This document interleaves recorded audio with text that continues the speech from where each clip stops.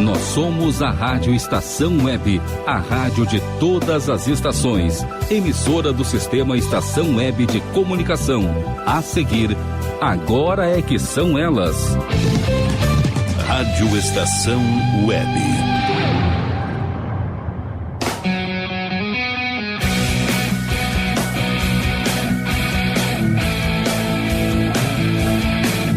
Atenção, a Rádio Estação Web informa.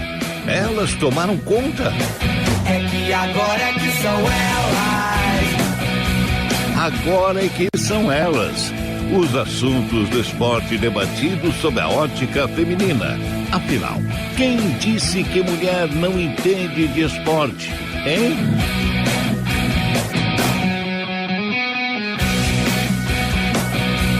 Muito boa tarde, ouvintes da Rádio Estação Web. Boa tarde, pessoal da live. Todos vocês, muito boa tarde.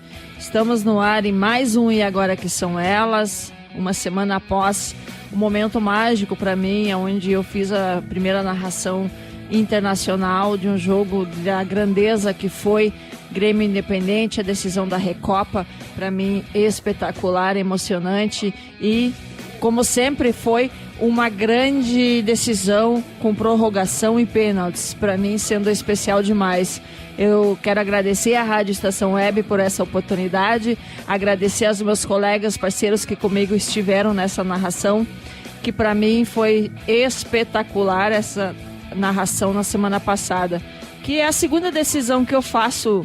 Fiz a decisão do futebol feminino no ano passado, no final do ano, Grenal, onde também foi prorrogação e também pênaltis. E na semana passada a decisão da Recopa também foi prorrogação e foi pênaltis. Imagina a minha garganta como ficou no final. Mas para mim foi emocionante demais. Após o término da jornada, eu fiquei muito orgulhosa da minha pessoa, pelo meu crescimento, pela minha evolução na minha narração. E eu tenho certeza que cada narração que eu for fazer, eu vou crescer cada vez mais, porque eu estou disposta a evoluir cada vez mais. Obrigada à Rádio Estação Web e obrigado aos meus colegas por essa parceria e por acreditarem no meu trabalho. Eu fiquei muito feliz mesmo. Fim de semana nós tivemos o Internacional, no último domingo, empatando com o São Luís, num time reserva, totalmente reserva. Ressalto na minha crítica naquele momento foi na troca do Wellington Silva, que estava muito bem no jogo. Acho que ali ele colocou o Nico Lopes, mas poderia ter feito outra troca por ali, não precisava ter tirado o Wellington Silva, mas o Odair Helman sabe o que está fazendo. E ontem nós tivemos a estreia do Grêmio na Libertadores, onde todos os colegas hoje comentavam a respeito do erro do Renato, que eu também acho muito grande. Acho que Tony Anderson deveria ter estado no banco, deveria jogar para ter aquela função no meio campo. O time totalmente fechado como defensor. E tu tem que ter um jogador que vá para cima, um jogador decisivo, como mostrou ser o Tony Anderson. E poderia, de repente, experimentar colocar ele no meio e o Luan mais à frente. O Cícero de falso 9, eu prefiro o Cícero jogando no meio campo, fazendo mais ou menos a função do Maicon. Mas o Renato sabe o que está fazendo, o Grêmio empatou fora de casa. Bom, teve começo de Libertadores, tem Campeonato Paulista também, tem Campeonato dos times do Brasil, Cruzeiro levando 4 ontem também. Acho que foi uma surpresa para todos. E para falar sobre isso, hoje conto comigo aqui junto para falar comigo. É uma honra para mim receber o jornalista e também escreve no blog Rádio Mantes de São Paulo, Rodney Borcanelli. Boa tarde, Rodney. Boa tarde, Clairene. Boa tarde a todos os ouvintes aí da Rádio Estação Web. Estou aqui à disposição para falar de futebol e o que mais vier por aí. E na questão, vocês aí em São Paulo, como está a expectativa da estreia do Palmeiras, Corinthians na Libertadores da América? Bom, vamos lá. O Palmeiras vai estrear na Libertadores pressionado. Eu acho que a classificação desse time da Colômbia, o Júnior Barranquilla, era tudo que o Palmeiras não precisava, porque os deslocamentos da equipe alviverde vão ser mais longos, né? Vale lembrar que o Palmeiras tem o Boca, tem o Alianza de Lima, que já é uma viagem longa, e agora tem essa outra viagem para a Colômbia. Então, eu acho que o Palmeiras, o Júnior Barranquilla, só para fazer uma retrospectiva, ele se classificou agora por último aí na fase pré-Libertadores, batendo o Guarani do Paraguai. E o Palmeiras entra pressionado por causa da derrota no derby do último sábado. A gente vale lembrar que os 2 últimos derbys do Paulistão, tanto de 2016 como de 2017, acabaram se transformando em divisores de águas para ambas as equipes. Então, o derby de 2016 foi um divisor de água positivo para o Palmeiras, com aquele gol do Dudu, o jogo no Pacaembu. Então, aí aquela partida acabou meio que determinando o que seria a temporada do Palmeiras. No ano seguinte, aquela vitória na Arena Corinthians, com toda aquela polêmica, expulsão de jogador que não fez a falta, tudo aquilo ali que os ouvintes devem lembrar. Então, aquela vitória do Corinthians acabou sendo um fator positivo que norteou toda a temporada do Corinthians no ano de 2017. Então, agora, com essa derrota no derby, o Palmeiras jogou um futebol que não me agradou.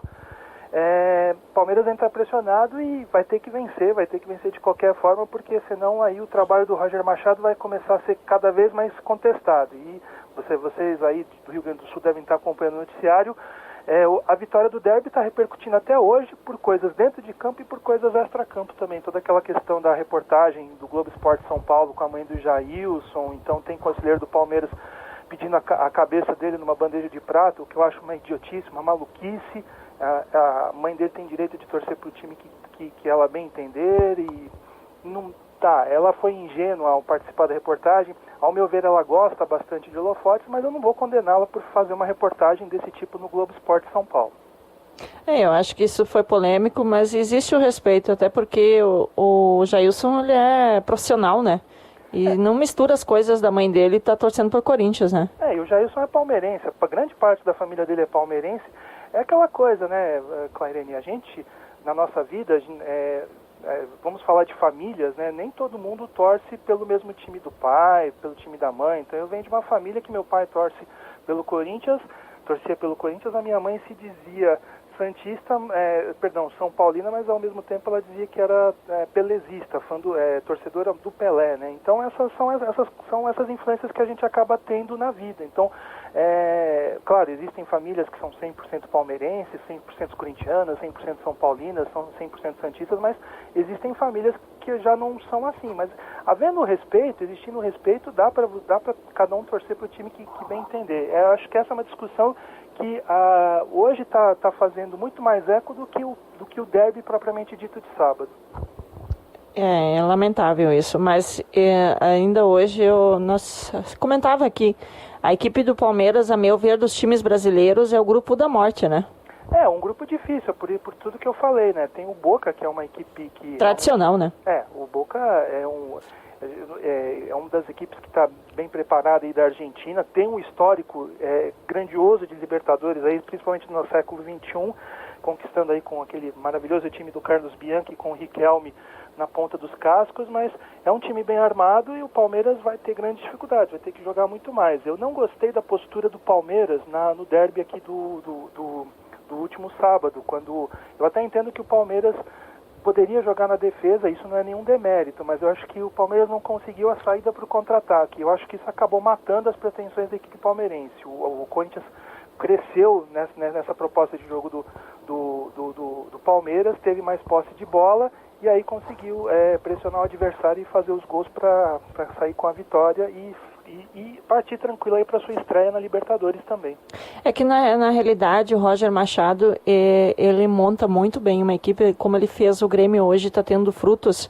Muita da questão do início da montagem do time do Grêmio foi do Roger Machado. Acho que ele tenta implantar uma equipe com toque de bola, com posse de bola. Mas acho que o grande erro dele, e foi ali que entrou o Renato Portaluppi e fez o ajuste corretamente, é a questão da marcação da equipe do Roger Machado, que ele tenta colocar uma marcação mais por zona, e por zona aqui no Brasil não funciona, né? Não funciona a marcação do Palmeiras na partida de sábado, até que foi, eu achei que até o gol do Rodriguinho ela foi perfeita. Só para você lembrar, antes de sair o gol, o Corinthians ficou tocando mais de um minuto a bola de pé em pé, de um lado para o outro, até conseguir, na jogada individual do Rodriguinho na área, que ele fez um drible e acabou derrubando dois zagueiros, né? Dois zagueiros acabaram escorregando com a finta que ele fez, mas de qualquer forma o Palmeiras defensivamente até sair o gol do Rodriguinho estava muito bem. A grande questão, o grande ponto que eu acho que de repente tem que ser criticado é isso. O Palmeiras não teve saída para o contra-ataque. O Palmeiras tentava lançar a bola para o Lucas Lima, que estava do lado direito do campo, essa bola não chegava.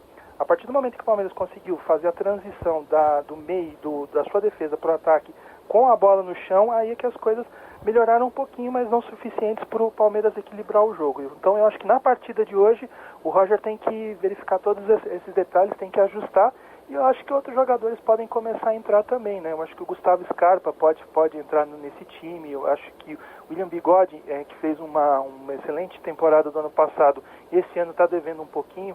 Eu gostaria muito de ver o Keno nessa equipe titular. O Keno, que realmente no final do ano passado, foi um grande destaque da equipe palmeirense, mas esse ano eu acho que ele também está pedindo passagem, e eu acho que em breve pode ser titular. Eu acho que o Roger deve estar percebendo isso. O Keno ano passado foi um dos grandes destaques, principalmente quando jogou contra o Grêmio. Eu observava a dificuldade da marcação da equipe do Grêmio em relação a ele. Claro que o Grêmio jogou como equipe reserva, mas mesmo assim o Keno é aquele jogador de muita movimentação, liberdade. Mas para essa questão da falha do Palmeiras, vindo de trás na saída de bola, aí a questão é do primeiro volante ou também dos laterais apoiar e ter aquela saída de bola mais rápida, né? É verdade, mas infelizmente nada deu certo nessa questão da transição ofensiva. A coisa acabou não dando certo, e depois a partida, com o decorrer da partida, ela foi ganhando um contorno emocional, né, com o pênalti, a expulsão do Jailson, e depois o Palmeiras acabou se perdendo. Claro, não vamos negar os méritos do Corinthians. O Fábio Carille fez uma tática de despiste muito interessante. Ele falou que ia colocar o Romero, o paraguaio Romero, como falso 9, mas na verdade ele colocou o Romero pelo lado direito. A única coisa que eu não gosto no Corinthians é que o Corinthians tem uma Romero dependência. Esse jogador paraguaio, ele não é uma sumidade técnica como o Romerito dos anos 80, que atuou pelo Fluminense, o Arce, que atua aí pelo Grêmio, atua aqui pelo Palmeiras, o Gamarra também, que atua pelo Internacional e pelo Corinthians. Ele não está no mesmo nível desses 3 craques de bola que eu citei, mas é um jogador voluntarioso, é um jogador que tem disciplina tática. E o que acontece com o Corinthians?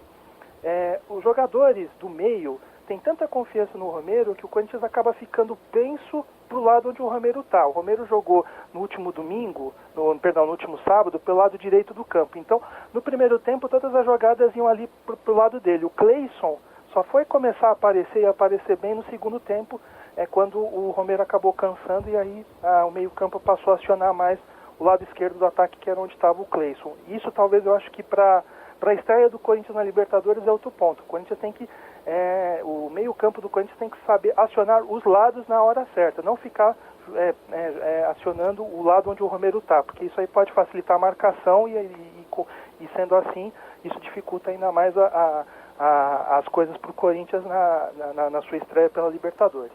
A equipe do Corinthians, apesar de perder Jô, apesar de perder alguns jogadores, manteve a base do treinador, e isso é importante, né? Totalmente importante, né? E a gente tem que notar que o Fábio Carille vem fazendo um bom trabalho. Eu acho que muita gente...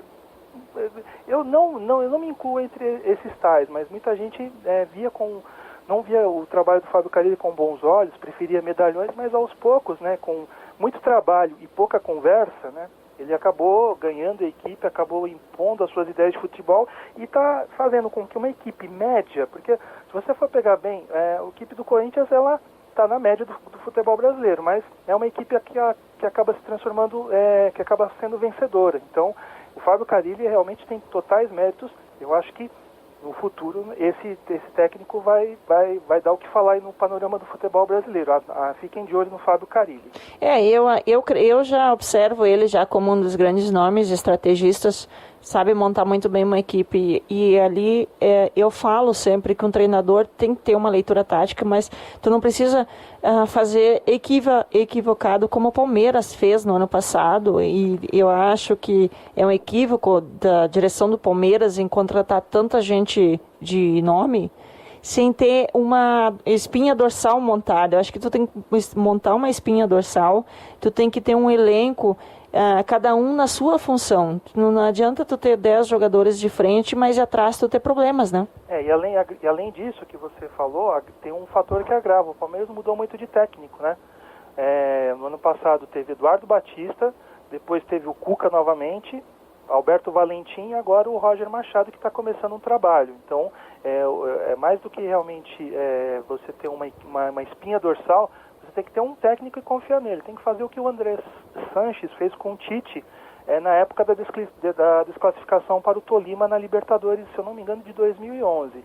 Foi vexatório? Foi, mas o André Sanches manteve o técnico. O André Sanches tem todos os defeitos do mundo como dirigente, mas nessa ele foi bem. Ele segurou o Tite, manteve o trabalho e o Corinthians acabou no outro ano acabou conquistando a taça de campeão mundial. Então eu acho que é importante você dar condições de trabalho para o seu treinador e não ser permeável às reclamações. O que eu vi depois da derrota do Palmeiras no derby é muita reclamação, e hoje as redes sociais potencializam isso. E, de certa forma, isso acaba chegando no próprio clube por intermédio de conselheiros, gente que quer aparecer, sabe? E aparece, só tem voz e vez por causa do clube. Infelizmente, é assim. Então, eu acho que a atual diretoria de futebol do Palmeiras tem que ficar blindada contra todas essas críticas. Ela apostou no trabalho do Roger, eu acho que o Roger é um técnico promissor, e então mantém até o final. Derrotas vão acontecer, isso faz parte do futebol, mas eu acho que você tem que se manter a tranquilidade, e é uma coisa que eu sempre falo, até inclusive lá nos microfones da Trianon e da Prêmio Esportes. Não pode fazer terra arrasada. Derrotas são derrotas, mas você pode ficar triste, você pode ficar chateado, mas você não pode fazer uma terra arrasada de uma partida de Campeonato Paulista.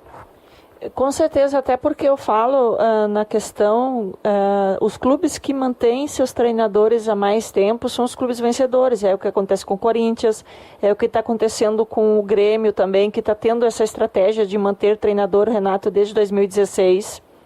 Então, são clubes que mantêm seus treinadores e têm uma filosofia de futebol bem organizada, isso é importante. Então, essa questão do Corinthians manter, e mesmo tendo um time médio, mas pode surpreender, e é o que pode acontecer também. O Palmeiras ser todo que todo mundo aposta no Palmeiras como campeão da Libertadores, daqui a pouco, que nem ele caiu num grupo de morte, cai fora. E o Corinthians, que ninguém dá nada por não ter um time de craques, não ter montado uma equipe, tem uma equipe média, e daqui a pouco ser campeão, né? É verdade, o futebol é justamente apaixonante por isso, né? Porque nem sempre o melhor time acaba vencendo, e o time de porte médio acaba chegando lá. A história recente da Libertadores mostra isso. Vários times aí de médio e pequeno porte estão chegando à final, e muitos deles estão até sendo campeões. Então, não dá. Eu acho assim, você tem que ter, o torcedor tem que ter a calma e tem que ter a tranquilidade para saber apoiar a sua equipe nas horas ruins e nas horas boas. O que está sendo feito, o que eu estou vendo aqui, eu não sei como é que está aí com relação ao Grêmio. Acho que até está mais tranquilo por causa dos últimos títulos recentes aí do Grêmio. Mas o que eu tô vendo aí que a torcida do Palmeiras tem feito realmente beira a insanidade. Não tem nada decidido, o campeonato não acabou, a temporada não acabou, então eu acho que tem que ter um pouquinho de cabeça no lugar, tranquilidade para apoiar a equipe e saber perder e saber ganhar. É isso que é a minha preocupação nessa questão, porque como o Palmeiras tem um grupo difícil, daqui a pouco o Palmeiras cair fora, trocar de treinador é complicado. Eu acho que precisa ter o apoio de todo mundo. O Palmeiras vai ter que saber se blindar nessa questão, tentar apostar na questão do Roger Machado, apostar num trabalho mais longo. Não adianta a pressa, querer ter a rapidez. Aqui a torcida do Grêmio está muito mais tranquila. Inclusive até fim de semana foi engraçado que após 1 ano e 1 mês de Grêmio, o Jael fez seu primeiro gol dentro do jogo, que tinha feito na decisão da Recopa por pênaltis, né? E ele fez seu gol e a torcida apoia muito ele aqui. antes dos 2016, com certeza a cobrança tinha sido muito grande e não teria essa tranquilidade. E teve festa, teve comemoração, teve um apoio muito grande para ele fazer o gol dele na equipe do Grêmio. Então o clima fica mais tranquilo, a torcida não cobra tanto. Então o jogador tem essa tranquilidade. Mas garanto que se fosse antes a gente não teria todo esse apoio. Mas o torcedor do Palmeiras vai ter que ter paciência nesse momento, né? É verdade. E o torcedor... E você sabe, né, Clairene, o torcedor palmeirense, italiano é meio estourado, mas é o estereótipo do torcedor palmeirense. Mas é o que eu falo, precisa ter calma, tranquilidade e as mídias palmeirenses precisam colaborar. Em vez de botar fogo, eu acho que tem que ser bombeiro nessas horas. Com certeza. Outro grande que estreou ontem e estava sendo dado como favorito à Copa Libertadores levou 4, né, que é o Cruzeiro, que contratou grandes jogadores e levou 4. Então é início de temporada, a gente não pode já de início de temporada ter essa cobrança tão grande, né? Não, de forma alguma, né? E o Racing tem jogadores excelentes, né? O Centurion é um caso interessante, né? Ele passou aqui pelo São Paulo, eu acho que até o fator, muita gente não gosta disso, né? Mas eu acho que o fator psicológico acabou influenciando bastante aqui na passagem do Centurion pelo São Paulo. Ele não foi bem, ele tinha muito potencial para explodir, mas o próprio Muricy, que trabalhou com ele, Muricy Ramalho, dizia que ele estava inibido, que ele não estava se sentindo à vontade. Aí foi só ele voltar para Buenos Aires, que é a terra dele, onde ele tem lá as suas coisas. Parece que ele tem uma namorada, uma esposa que tá doentada também, né? A partir do momento em que ele voltou para Buenos Aires, ficou perto dos seus, aí o futebol dele mudou e a personalidade dele mudou. Outro dia eu li que ele arrumou encrenca num jogo, ele jogou no Boca Juniors no ano passado, ele arrumou encrenca lá, algo que era impensável aqui no São Paulo. Então, são coisas que fazem parte do futebol. Então, o Cruzeiro ainda segue como um dos favoritos para conquistar esta Libertadores. Claro que temos aí grandes camisas também, mas não podemos esquecer das zebras. Mas, como você falou, início de temporada, os times ainda estão se ajustando, e pior que isso mesmo, demora para o time se ajustar, não é de uma hora para outra que isso vai acontecer. As pessoas querem resultados imediatos, né? Então, por isso que eu falo, não tanto para o torcedor palmeirense, como para o torcedor cruzeirense, até para o torcedor de São Paulo também, não é momento de fazer a terra arrasada. Eu acho que você tem que apoiar e ver o que está errado e saber fazer a crítica, porque senão a crítica pela crítica ela acaba ficando vazia apenas. Mudando para São Paulo, aí que está o problema, creio eu, é um grande problema e já vem há uns 2 anos essa decadência do São Paulo, escapou ano passado do rebaixamento e esse ano não está bem no Campeonato Brasileiro. Eu observo muitas críticas do torcedor, a direção do São Paulo, há alguns jogadores. O São Paulo, se a gente observar, tem um plantel bom de jogadores, né? Falta organização. A meu ver, é muito jogo político dentro do São Paulo, né? Aqui em São Paulo, o torcedor, os jornalistas que cobrem o São Paulo sempre diziam que havia muita guerra nos bastidores do São Paulo, guerras políticas, grupos políticos que não se davam bem, mas que essas coisas acabavam não chegando no vestiário. Só que de uns tempos para cá, tudo isso realmente acabou influenciando o rendimento dos jogadores. E nos últimos anos, né, de um ano para cá, o São Paulo também tem São Paulo, eu acho que talvez é uma das equipes que não tem tanto dinheiro assim, né, para investir no departamento de futebol. Então ela vai vendendo jovens promessas. Luiz Araújo foi vendido, entre outros atletas, e isso acaba prejudicando a montagem do time. O Rogério Ceni teve problemas no ano passado, tá? Então ele teve jogadores aí que foram vendidos. Também houve a falta de paciência para lidar com o trabalho do Rogério Ceni.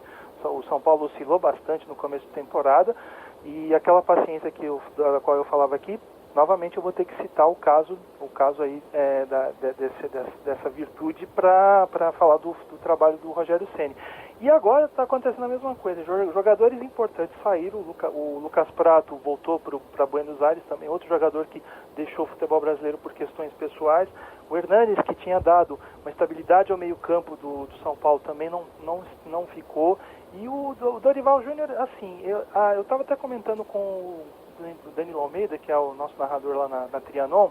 Eu acho que o Dorival, ele deveria assim que ele conseguiu tirar o São Paulo do rebaixamento, assim que terminou a temporada, eu acho que ele deveria ter se recolhido, ele não deveria ter ficado no comando técnico do São Paulo. Eu apoiaria a saída dele no final da temporada, na transição do final da temporada do ano passado e no começo dessa, porque infelizmente todas essas questões políticas do São Paulo acabam influenciando o vestiário, e o Dorival infelizmente não está sabendo lidar com isso, e o trabalho dele também já está começando a ser contestado. E aquela coisa, né? Aquela coisa que a gente volta a falar aqui, acho que é uma palavra que vai nortear essa entrevista, a paciência, e o torcedor do São Paulo infelizmente não tem.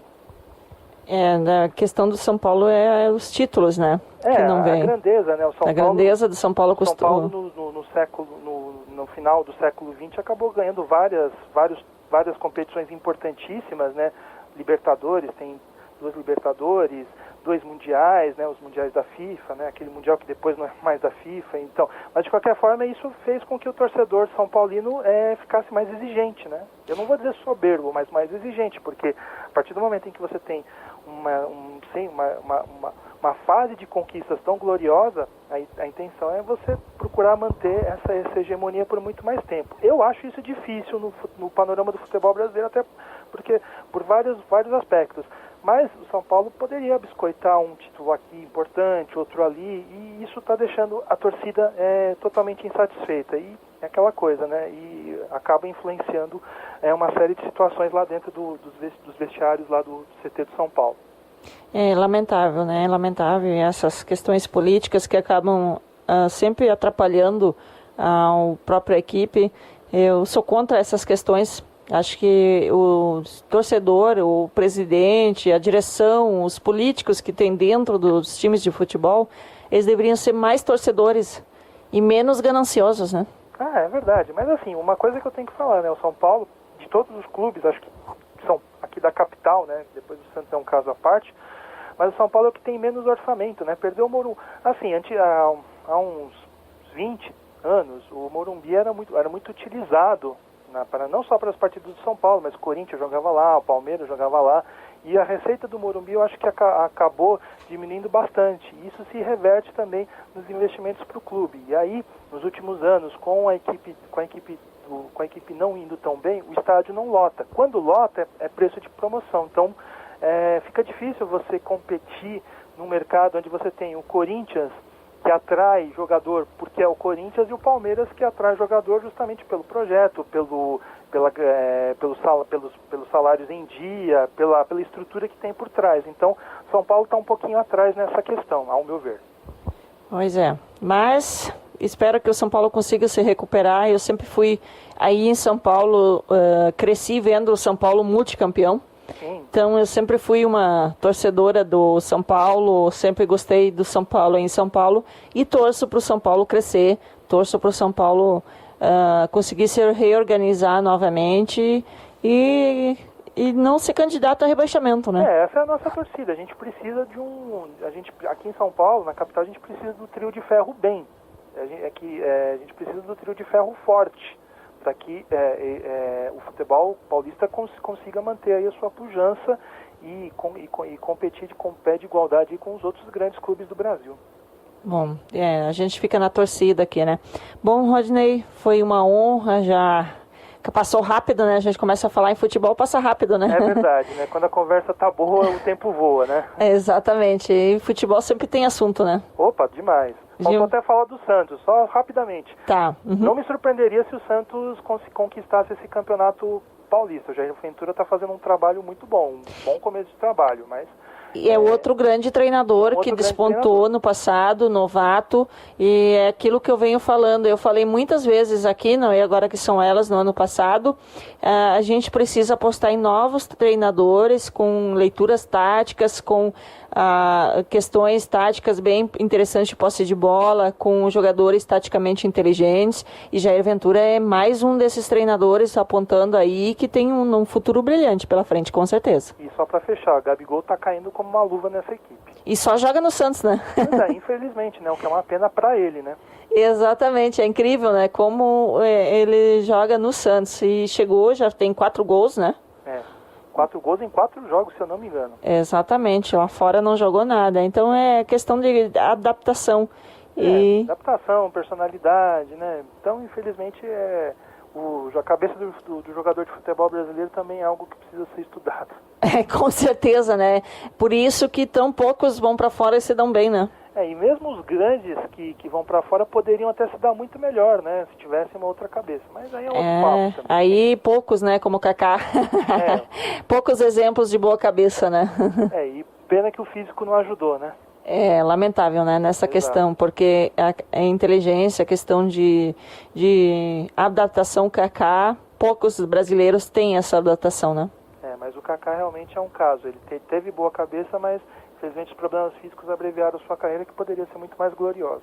Com certeza, com certeza. Bom, quero te agradecer. Obrigado por ter participado comigo. Eu que agradeço, Clairene. Eu estou à disposição aqui sempre que vocês precisarem. Parabéns pelas narrações. Uma coisa que eu sempre falo, né? Eu estou acompanhando bastante lá no Rádio Amantes essa questão das narradoras, você, Isabelle, a Elaine. E eu quero sempre falar, eu sempre deixo isso claro. Já falei naquele programa que a gente fez na Trianon. Eu fico sempre pensando na Zuleide Ranieri, que foi uma das pioneiras aqui em São Paulo, na Rádio Mulher, na década de 70. Ela já é falecida, eu tive a oportunidade de entrevistá-la para contar um pouquinho da história dela um ano antes dela morrer.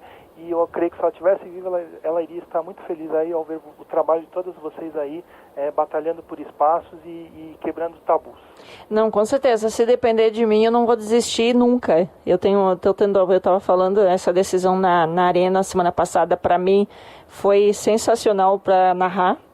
Acho que foi um grande marco para mim, uma grande paixão, porque quando eu terminei, eu me senti com o dever cumprido. E eu estou estudando muito, quero evoluir muito mais e não quero desistir, por mais que existe, infelizmente a gente sabe que existe muito machismo ainda, né? Infelizmente, mas eu vou seguir em frente, porque cada questão que eu puder evoluir, vou evoluir cada vez mais. É isso aí, Clairene, não desista e parabéns. Obrigada. Até em seguida, tiver mais quente a fase Libertadores, com certeza eu vou te chamar de novo. Opa, estou por aqui, estou sempre à disposição. Eu estou sempre à disposição e obrigado pelo espaço. Tá bom então, obrigada, viu, Rodney? Abraço. Tchau. Esse foi Rodney Brocanelli, de São Paulo, jornalista. Ele também escreve no Rádio Amantes de São Paulo, sempre dando apoio para nós também, sempre é importantíssimo. Obrigado por estar conosco. Quero agradecer também ao Antônio Calheiro, em Portugal, que está na audiência conosco, ao pessoal lá do Clube Chimarrão, ao Paulão, que está na audiência. Hoje eu falei aqui pro Rogério, né? O Clube Chimarrão vai fazer um baile lá em julho. Tem dia 19 de maio, tem o baile de Kerb também. Para você que gosta de baile alemão, baile de danças alemã, folclore alemão, boa comida alemã, vai dia 19 de maio lá no Clube Chimarrão e prestigia lá com baita baile. Mas dia 19 de julho vai tomar no Fusca. Inclusive eu já vi o Fusca.